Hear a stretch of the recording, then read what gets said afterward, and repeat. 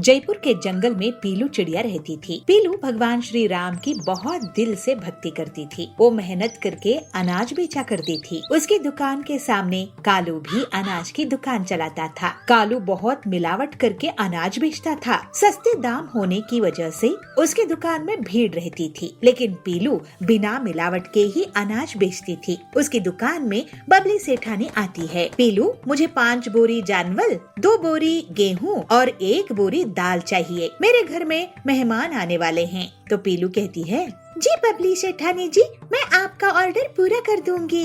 बहुत अच्छी बात है पीलू, तुम ये एडवांस रख लो और कल सारा अनाज घर भिजवा देना। तो कालू कहता है, बबली सेठानी जी, आप तो मुझसे अनाज लेती थी, इस बार इस छोटी सी दुकान वाली को आप ऑर्डर क्यों दे रही है? आप तो सेठानी है, आपको मेरे जैसे बड़े कारोबारी को दाम देना चाहिए। तो बबली कहती है, नहीं कालू जी भैया, मुझे तो पीलू के अनाज पर भरोसा है। आपके यहाँ से कंकर पत्थर निकलते हैं। आपकी दुकान बड़ी है, लेकिन क्वालिटी पीलू देती है। धन्यवाद बबली मैडम, ये तो श्री राम जी की दया है। ये सुनकर कालू पीलू से और भी जलने लगता है। वो सोचता है, ये पीलू जब तक बिना मिलावट के अनाज बेचती रहेगी, तब तक ये मेरे लिए खतरा रहेगी। इसके अनाज में भी मिलावट करना पड़ेगा, फिर चाहिए इसकी दुकान बंद पड़ जाए। पीलू सुबह उठकर श्री रामचंद्र जी की भक्ति करती है, उनकी आरती उतारती है, फूल अर्पित करती है और फिर बबली का ऑर्डर पूरा करने के लिए अनाज लेने के लिए जाती है।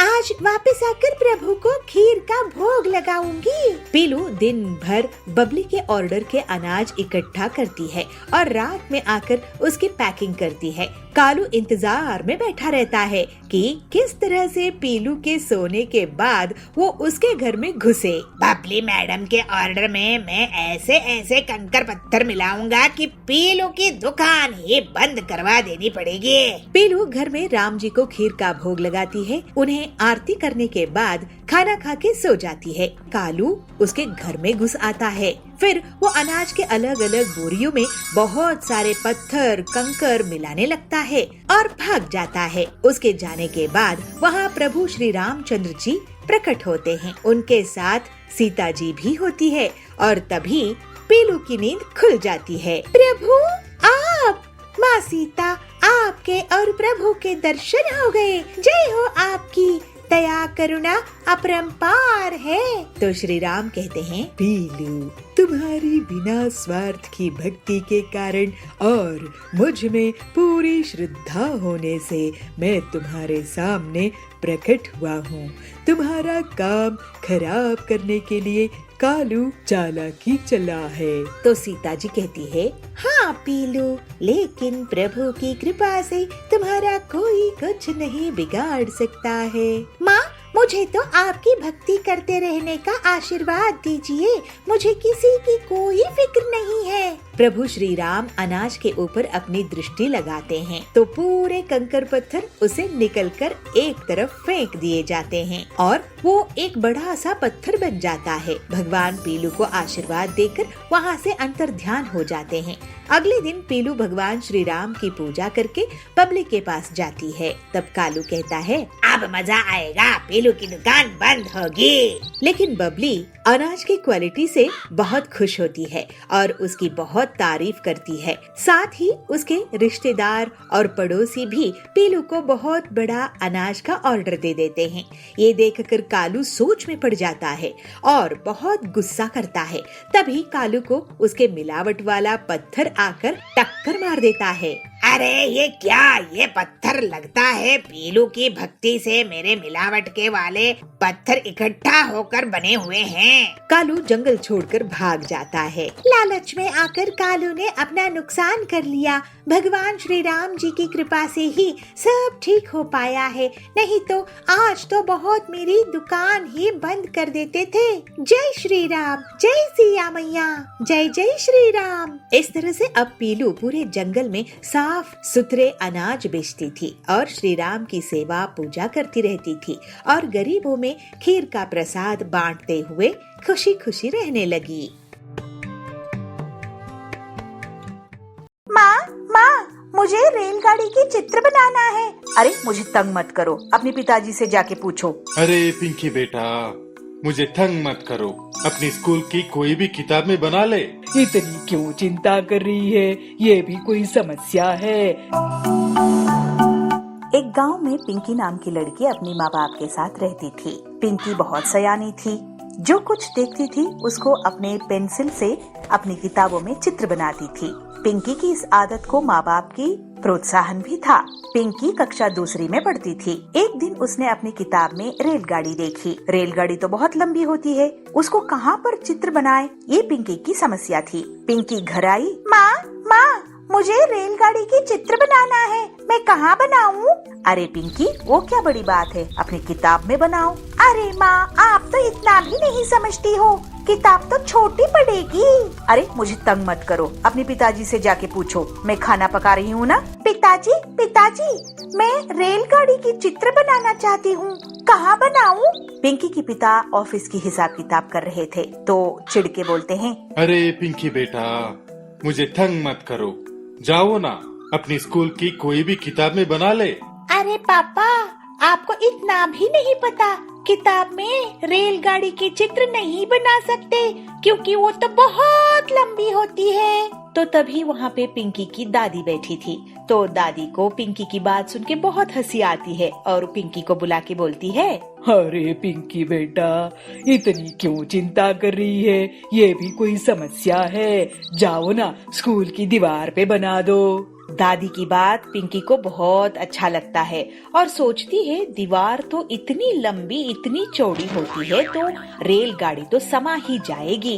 तब पिंकी खा के अपना होमवर्क करके सो जाती है और सुबह पिताजी से कहती है, पिताजी आज ना मुझे कलर चॉकपीस की एक पूरी डब्बा चाहिए। पिताजी हंसते हुए बोलते हैं, अरे पिंकी बेटा, क्यों, तुम्हें आज स्कूल में बांटना है क्या? अरे पिताजी नहीं, मुझे रेलगाड़ी की चित्र बनानी है स्कूल की दीवार पर। दिला तो दूंगा, लेकिन घर तक कंप्लेंट नहीं आनी चाहिए, ठीक है? अरे चित्र बनाने से कोई कंप्लेंट करेंगे?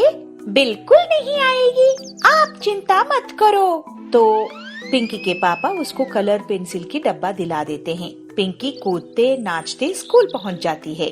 पिंकी अपनी रेलगाड़ी की पहली यात्रा याद करती है जो अपने पापा मम्मी के साथ उसने किया था। पिंकी चौक उठाई और फिर क्या था, दीवार पर रेलगाड़ी का इंजन बना दिया। अरे इंजन तो बहुत सुंदर बना है, इसको अब डिब्बे जोड़ते हैं। तो फिर दूसरी कलर चौक लेके उसमें पहला डब्बा जोड़ दिया, दूसरा डब्बा जोड़ दिया, ऐसे जुड़ते जुड़ते गए, सारे डिब्बे जुड़ गए। जब अपनी चौक पेंसिल खत्म हुई तो पिंकी उठ के देखती है स्कूल की आधी दीवार पर तो रेलगाड़ी बन चुकी थी और पिंकी की क्लास के सारे बच्चे तालियां बजा के पिंकी की कला को सराह रहे थे। अरे पिंकी, तेरी गाड़ी तो बहुत सुंदर बनी है। पिंकी, तुम्हारे रेल में मुझे भी जगह मिलेगी? अरे क्यों नहीं, हम सारे मिलके इस रेलगाड़ी में जाएंगे।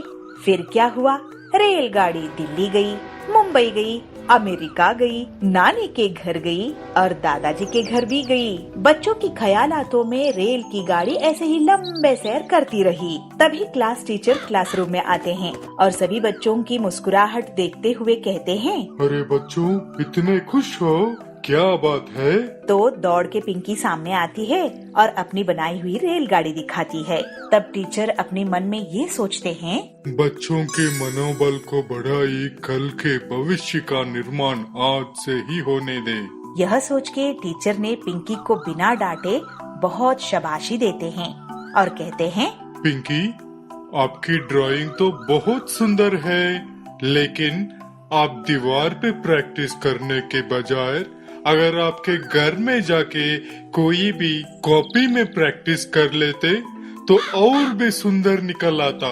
सर, मुझे ना ये लगा कि ट्रेन पुस्तक में काफी नहीं होगा।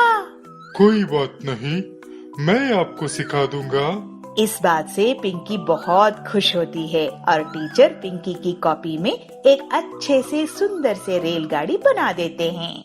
आचार्य जयसूर्या अपने पर्यटन के दौरान गांव-गांव जाके वहां की लोगों को अपनी प्रवचन से अच्छी बातें सिखाते थे। आचार्य की मधुर वाणी और सत्य विचार से वहां के लोग बहुत प्रभावित होते थे। आचार्य के विचारों को अपने जीवन में लागू करके बहुत सारे लोग सद्गुणी बन गए थे। एक दिन पंढरपुर में आचार्य का प्रवचन चालू था। सज्जनों, अगर हम किसी का बुरा चाहते हैं तो हमारा भी बुरा होगा। अगर हमारे विचार अच्छे रहेंगे तो हमारे साथ भी अच्छा ही होगा। कितना सीधा साधा है यह विचार। आचार्य की प्रवचन चालू था तो तभी वहाँ पे एक आदमी आके पहुँच जाता है और आचार्य की पैर पे साष्टांग नमस्कार करते हुए यह कहता है, आचार्य जी, मुझे बचा लीजिए, मैं तो आपकी शरण में आ गया हूँ।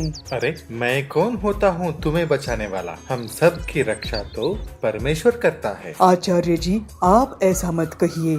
हमने देखा है आपकी वाणी से बहुत सारे लोग अपनी जिंदगी संवार चुके हैं। सब आपकी नाम की जपमाला जपते हैं। अच्छा बंधु, आपका समस्या क्या है बताओ। मैं एक डकैत हूँ। तभी सभा में बैठे सारे लोग एक दूसरे के कानों में खुसर पुसर करने शुरू कर देते हैं। अरे मैंने तो सोचा ही नहीं था कि ये डाकू है। अरे मैं सोच रहा था मेरी अंगूठी कहाँ गई, इसी ने चुराया होगा।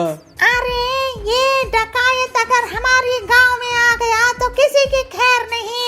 लोगों की खुसर पुसर सुनते ही वह डकायत बोलता है, अरे मैंने जिंदगी बहुत देख ली है आचार्य जी, मुझे कुछ अच्छा नहीं लग रहा है। मैंने लोगों को लूट कर जमाया हुआ धन मुझे रात को नींद नहीं करने दे रहा है। अरे तुम्हारी कर्मों का तुम्हें पश्चाताप है तो तुम्हारी समस्या क्या है? आचार्य जी, मैं ये सब छोड़ के सीधी साधी जिंदगी जीना चाहता हूँ, इसीलिए आपकी शरण में आया हूँ, मुझे मार्गदर्शन कीजिए। आचार्य डकायत की दुविधा समझते हैं और उसे कहते हैं, अरे वो तो बहुत ही आसान है। आज से अपना कुकर्म छोड़ दो और ये मन में ठान लो और उसी के पथ पे चल पड़ो। धन्योस्मि आचार्य जी, जो आपने कहा मैं उसी पथ पे चलूंगा। आचार्य जी अपनी प्रवचन उस गांव में खत्म करके दूसरे गांव, तीसरे गांव ऐसे ही पर्यटन करते रहे। तो एक दिन वही डकायत फिर से आचार्य जी से मिलता है। आचार्य, आपने जो कहा था उस रास्ते पे चलने की मैंने बहुत कोशिश की, मगर क्या करे, मेरे हाथों को चोरी करने की आदत हो गई है, छूट ही नहीं रही है। आचार्य, कोई दूसरा उपाय बता दीजिए ताकि मैं भी अच्छा इंसान बन के जिंदगी बिता सकूं। आचार्य हंसते हुए कहते हैं, अच्छा ये बात है, तुम आदत से मजबूर हो तो ठीक है, तुम हर दिन अपने ही काम करते रहना, मगर तुम जो भी काम करोगे उसे मेरे प्रवचन में आके बताते रहना, तब तुम्हें कोई पाप नहीं लगेगा। आचार्य की बात को सुन के डकायत को अच्छा लगा तो कहता है, अरे ये तो आसान है, मैं चोरी भी करूंगा मगर पाप भी मुझे नहीं लगेगा। आज से ही मैं जो भी चोरी करूंगा आपके प्रवचन में आके सबको बता दूंगा। ऐसे कह के डकायत वहाँ से निकल जाता है और कितने ही दिन बीत गए मगर डकायत वापस नहीं आता है आचार्य के पास। तभी अचानक एक दिन आचार्य के शिष्य को उसकी याद आती है और शिष्य कहते हैं, गुरुजी, कितने दिन हो गए लेकिन वो डकायत तो आज तक आपके पास वापस आया ही नहीं। तो इसका मतलब आपका बताया हुआ बातों से उसके ऊपर कोई भी प्रभाव नहीं हुआ क्या? ऐसा नहीं है मेरा शिष्य, उस पर प्रभाव हुआ है, तभी उसी ने वापस नहीं आया। मेरा कहना है उसने चोरी करना छोड़ दिया होगा, इसीलिए उसने यहाँ नहीं आया है, वरना वो कभी का आ जाता। मगर गुरुजी, ये कैसे हो सकता है? उस डकायत को अपने चोरी करना छोड़ने की लालच थी। चोरी करना बहुत ही आसान है शिष्य, लेकिन उसे सबके सामने ऐलान करना, अपने आप को उससे प्रायश्चित करना बहुत ही कठिन होता है। और यह बात उसे समझ में आ गया है और अच्छे काम करने की बातें मेरे पास आके बताने की वजह भी नहीं है, और इसीलिए मुझे तो विश्वास है वो डाकू सुधर गया होगा। ऐसे कह के आचार्य अपने शिष्य को विवरण देते हैं। और एक दिन आचार्य की प्रवचन चल रही थी तो उसी गांव में रहने वाला वह डकायत आचार्य को मिलने आया और आचार्य से कह रहा है, आचार्य, आपकी वाणी ने मेरे जीवन की पथ ही बदल दी। मैं अब जिंदगी से बहुत खुश हूँ। उस दिन से आज तक मैंने एक भी चोरी नहीं की। भले ही मैं कुछ दिन भूखा था मगर आज मैं कष्ट से अपनी जिंदगी को संवार रहा हूँ। कहते हैं ना, श्रम का फल मीठा होता है, तो मुझे भी यह श्रम बहुत आनंद दे रहा है। आपकी आशीर्वाद मुझ पर सदा ऐसे ही बने रहे आचार्य। ऐसे कह के साष्टांग नमस्कार करता है। यह बातें सुनकर आचार्य के मन भी बहुत प्रसन्न हुआ और वह डकायत को कहते हैं, अब तुम्हें कोई प्रायश्चित की जरूरत नहीं है। अब तो तुम सदाचारी बन गए हो। तुम सदा सुखी रहो। ऐसे कहते हुए आचार्य अपने प्रवचन के लिए अगले गांव निकल पड़ते हैं। जबलपुर गांव के जंगल में बबली कौवी एक ठेले में गन्ने का जूस बेचा करती थी। उसकी दुकान बहुत अच्छे से चलती थी और गर्मी में तो ग्राहकों की हमेशा से भीड़ लगी रहती थी। बबली सबसे बहुत अच्छे से बात करती थी। ऐसे ही बहुत समय तक काम करते हुए उसने बहुत पैसे कमाए और फिर कालू कौवे से शादी कर ली। अपनी सफलता के कारण उसको बहुत घमंड हो गया था और वो गरीब ग्राहकों से बदतमीजी से बात करती थी। बबली दीदी, मुझे 2 ग्लास ताजा गन्ने का जूस देना। मैं आपको पैसा कल दे दूंगा। अगर कल पैसे देने हैं तो कल ही जूस पीना। तुम गरीब लोगों की सेवा के लिए दुकान नहीं खोली है मैंने। अरे बबली दीदी, आप ऐसे कैसे बात कर रही है? मैं तो आपका रेगुलर ग्राहक हूँ। देखो बंटी भैया, पैसे रखो और जूस पियो। और हाँ, आज से गर्मी शुरू हो रही है ना, आज से 20 रुपया ग्लास नहीं बल्कि 40 रुपया ग्लास गन्ने का जूस मिलेगा। इस तरह से बबली बहुत घमंड हो चुकी थी। गरीब ग्राहकों से पैसे रखवाती थी, फिर गन्ने का जूस देती थी। कोई गन्ने का जूस नहीं बेचा था जिसकी बबली फायदा उठा रही थी। लेकिन अगले ही दिन बबली की दुकान के सामने पीलू चिड़िया अपना गन्ने का जूस का ठेला खोलती है। उसकी दुकान चलती देखकर बबली उसे जलने लगती है। पीलू चिड़िया, तुम मेरे ठेले के सामने गन्ने का जूस क्यों बेच रही हो? मैं तुम्हारी दुकान चलने नहीं दूंगी। अरे सुंदरी दीदी, गुस्सा मत करो। जंगल में इतने ग्राहक हैं कि हम दोनों की दुकान अच्छे से चल सकती है। पीलू की बातें सुनकर बबली चुप हो जाती है। पीलू अपने ग्राहकों से बहुत अच्छे से बात करती थी, जबकि बबली अभी भी बहुत घमंड से रहती थी।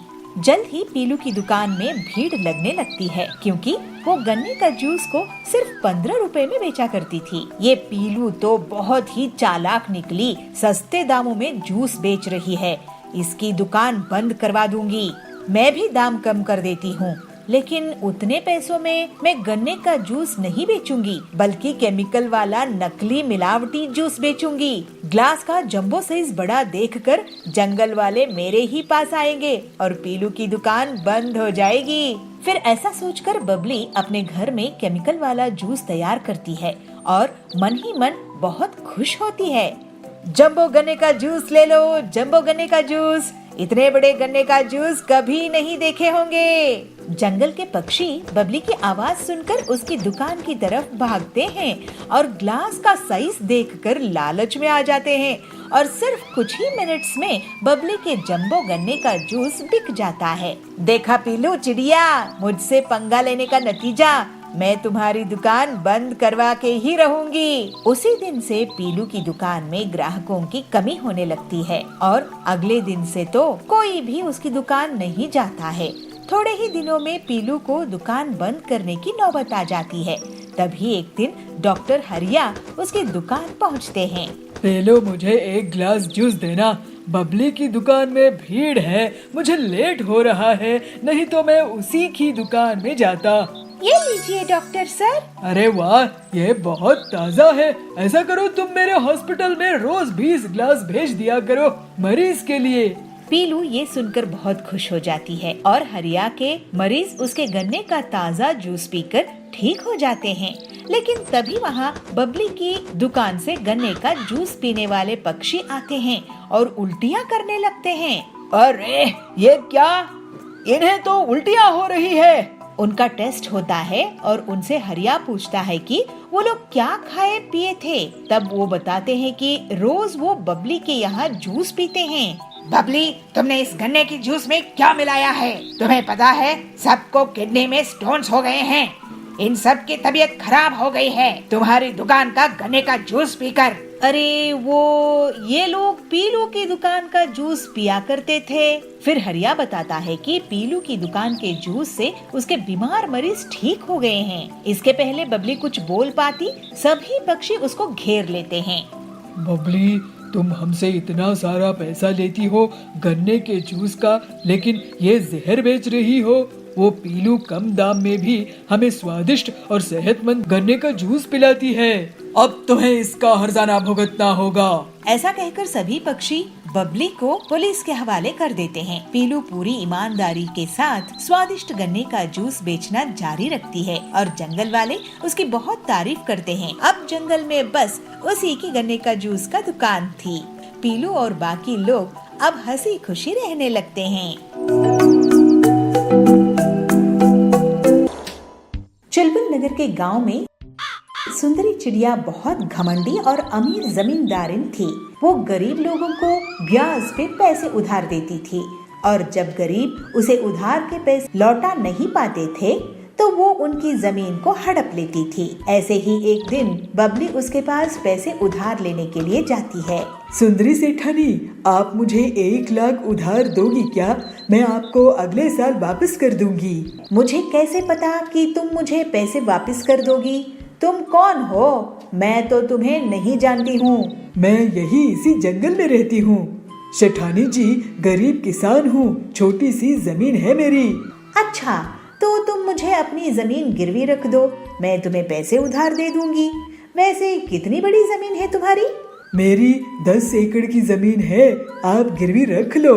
ठीक है, यहाँ अंगूठा लगाकर पैसे ले जाओ, लेकिन याद रखना पैसे नहीं चुकाए तो जमीन मेरी। फिर बबली उन पैसों से खाद और दवाइयाँ लाती है और खेत में दिन रात बहुत मेहनत करके फसल उगाती है। इस बार उसकी अच्छी फसल हुई थी। ऐसे ही एक दिन सुंदरी उसके खेत के पास से निकल रही थी। तभी उसकी नजर बबली की खेत में जाती है। अरे वो टिल्लू, कहाँ घूम रहा है? ये बता कि ये खेत किसका है जिसमें इतनी बढ़िया फसल उगी है? सेठानी जी, ये खेत बबली का है। उसी बबली का जिसने मुझसे पैसे उधार लिए हैं? अरे वाह, इसका मतलब ये जमीन और ये फसल और इसका मुनाफा मेरा हुआ। फिर सुंदरी बबली से मिलती है। क्यों बबली, इस बार तो तुम्हारी फसल बहुत अच्छी हुई है, लगता है बहुत मेहनत करी हो। जी सुंदरी जी, मैं फसल बेचकर आपका उधार लौटा दूंगी। उसके बाद घर में बेटी भी है, उसकी शादी भी करनी है। ठीक है, ब्याज मिलाकर 3 लाख दे देना। क्या? लेकिन मैंने तो बस 1 लाख ही उधार लिए थे सेठानी जी। हाँ, तो ब्याज चढ़ा के और 2 लाख हो गए हैं। तुम अनपढ़ गंवार लोग कुछ नहीं समझते। ये तो अन्याय है सुंदरी जी। फालतू की बात मत कर, नहीं तो मैं तुझे घर में भी नहीं रहने दूंगी। मैं आपके पैसे नहीं चुका पाऊंगी। नहीं, आप मेरी जमीन ही रख लो। शाम में बबली अपने घर आई और अपनी बेटी पीलू को रोते रोते सब कुछ बता दी। मैं उस लालची सेठानी को देखती हूँ, वो अपने आप को क्या समझती है। आप चिंता मत करो माँ, अब मैं उससे सभी चिड़ियों की हड़पी हुई जमीन वापस करवाऊंगी। पीलू अपनी सहेली हरी तोती के साथ एक प्लान बनाती है। दोनों सहेलियां एक छोटी सी खेत की जमीन में एक नकली पेड़ लगाती है और फिर उस पेड़ को लाल रंग से रंग देती है। फिर वो दोनों उसकी डालियों में सोने, चांदी, डायमंड्स के गहने चिपका देती है, जिससे ऐसा लगता है कि वो गहने उसी पेड़ के फल हो। अब आएगा मजा, लालची सुंदरी कैसे फंसेगी देखना। इसके बाद पीलू चिड़िया हरी तोती के साथ जानबूझकर सुंदरी के पीछे जोर जोर से बातें करती है। अरे तूने देखी क्या उस लाल पेड़ को जो उस खेत में उगा है? उसमें से फल की जगह गहने उग रहे हैं। नहीं तो चल दिखा मुझे। ये सुनकर सुंदरी पीलू और हरी के पीछा करने लगती है। जब वो दोनों खेत पहुंचते हैं तो अरे, क्या ये असली सोने जवाहरात है? सेठानी जी, आप कब आ गई यहाँ? खैर, हमने तो हीरे जवाहरात कभी नहीं देखे हैं। आप खुद ही देख लो कि सोना चांदी हीरा असली है कि नहीं। वैसे सेठानी जी आपको बता दूं कि कल बहुत बड़े जमींदार आ रहे हैं जो इस जमीन को खरीद लेंगे, इसके साथ ये पेड़ भी। ऐसा क्या? तो एक बार मुझे इसके गहने दिखाओ। फिर पीलू और हरी तोती गहने दिखाते हैं। अरे ये तो सही में हीरे हैं, हीरे। चलो अच्छी बात है, अब हम ये जमीन उस शहर वाले सेठ को बेच देंगे। नहीं नहीं, ये जमीन तो मुझे चाहिए। लेकिन आपके पास इतने पैसे हैं क्या सेठानी जी? अरे पीलू, तुम गरीब लोग गरीब ही सोचोगे। इसके लिए तो मैं अपनी पूरी जमीन जायदाद बेच दूंगी, लेकिन मैं इस पेड़ की जमीन को खरीद के ही रहूंगी। ठीक है, तो फिर सौदा पक्का। आपकी पूरी संपत्ति के बदले में ये जमीन। ये लीजिए इस जमीन के कागजात। लेकिन पहले आप अपनी संपत्ति के कागज मेरे नाम कर दीजिए। फिर सुंदरी अपनी पूरी संपत्ति, जमीन जायदाद, गाड़ियाँ, हवेली पीलू के नाम कर देती है और उस छोटी सी पेड़ वाली जमीन को बदले में ले लेती है। अगले दिन कुछ लोग उस पेड़ के पास इकट्ठा होते हैं। क्यों गरीब लोग, कैसा लगा मेरा ये गहनों का पेड़? जरा हमें भी दिखाना गहने सेठानी जी। ये देखो। फिर सुंदरी उन्हें गहने दिखाती है। तभी टिल्लू के बगल में खड़े हुए पक्षी के हाथ से उस हार में पानी गिर जाता है और उसका सुनहरा रंग मिट जाता है। अरे ये क्या, पीलू मुझे लूट ली, बर्बाद कर दी। ये तो नकली लोहे की चेन है जिस पर सोने का नकली रंग लगा हुआ था। इस तरह से सुंदरी को उसकी धोखाधड़ी की सजा मिल जाती है और पीलू की मदद से बबली और बाकी जंगल के पक्षियों को उनकी लूटी हुई जमीन वापस मिल जाती है। फिर सब खुशी खुशी रहने लगते हैं। बंटी अपनी बहन पीलू से मिलने के लिए एक गांव में गया। पीलू उसको देखकर बहुत खुश हुई। बंटी भैया कैसे हो? आपको देखकर बहुत खुशी हुई। आपके जीजा दिन ब दिन कंजूस होते जा रहे हैं, इसलिए कहीं जाने के लिए वो पैसे भी नहीं देते। क्या बात कर रही हो पीलू बहन, जीजा जी इतने कंजूस है क्या? हाँ, आपको यकीन हो जाएगा जब आप उनसे मिलोगे। अभी आते ही होंगे आपके जीजा जी। तभी वहाँ पर बबलू जीजा जी पत्तों के कपड़े पहनकर आते हैं और उनके साथ उनके दोनों बच्चे भी पत्तों के कपड़े पहन के आते हैं। अरे जीजा जी, आपने तो कपड़े ही नहीं पहने हैं, ये पत्तों को ढक कर क्यों घूम रहे हो? अरे बंटी, कपड़े खरीदो, उसके बाद उसे धो, जिसमें वॉशिंग पाउडर और पानी का खर्चा आता है। इतना खर्चा क्यों करना? प्रकृति ने इतना बढ़िया फ्री के कपड़े दिए हैं। अच्छा, बाकी बातें बाद में करेंगे। अभी सब्जी बेचने वाला कालू आने वाला है, उससे ताजी सब्जी ले लेता हूँ। पर उसमें भी तो आपको पैसे खर्च होंगे ना? तुम देखते जाओ अपने जीजा जी का कमाल। फिर कालू के ठेले से बबलू कुछ सब्जियों को अपने घर के पीछे फेंकने लगा। अरे इतनी खराब सब्जियाँ, इन्हें तो इस ठेले में होना ही नहीं चाहिए। अरे तुम इतने फेंको मत, नहीं खरीदना है तो मत खरीदो। अरे जाओ कालू जाओ, मुझे तुमसे सब्जियाँ नहीं खरीदनी है। कालू वहाँ से चला जाता है और बबलू फेंकी हुई सब्जियों को लाकर पीलू को दे देता है। ये देखकर बंटी हैरान रह जाता है। अरे ये सब्जियाँ बेकार नहीं है, बस कुछ दाग लगे हैं, इन्हें साले साहब के लिए बना लो पीलू। ऐसे ही जब वो सब खाने के लिए बैठते हैं तो सब्जी कम और पानी ज्यादा था। अरे दीदी, सब्जी तो इसमें है ही नहीं। इतनी ही सब्जी डालने की इजाजत है तुम्हारे जीजा जी से। इससे ज्यादा सब्जी इस्तेमाल करूंगी तो वो नाराज हो जाएंगे। ये सब्जी पचने में बहुत आसान है साले साहब, खाओ खाओ, जितना मन करे खाओ। बंटी अब वहाँ से जाने के बारे में सोचने लगा। जल्द से यहाँ से वापस चला जाता हूँ, नहीं तो कुछ दिनों बाद सिर्फ खाना सूंघने के लिए मिलेगा। अगले दिन, दीदी मैं चलता हूँ, बहुत दिन रह लिया। बहुत दिन कहाँ भैया, 2 दिन और रुक जाओ ना। अरे तुम्हें मैं पास के पहाड़ दिखा लाऊंगा, रुक जाओ, वहाँ की गरम गरम चाय भी पिलाऊंगा।